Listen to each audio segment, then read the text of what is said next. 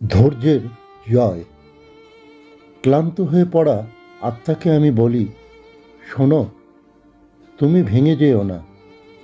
আজ যে যন্ত্রণা তোমার বুক চিরে যাচ্ছে, এটা শেষ নয়, কেবল একটি পথ চলা। তুমি যে দুঃখে ভেসে যাচ্ছ, তারপরে লুকিয়ে আছে সান্ত্বনার দ্বার। আজকের অশ্রু কেবল ধৈর্যের পরীক্ষা, আর ধৈর্যের শেষে অপেক্ষা করছে মুক্তি। তাই হতাশার আধার তোমাকে গ্রাস করতে দিও না।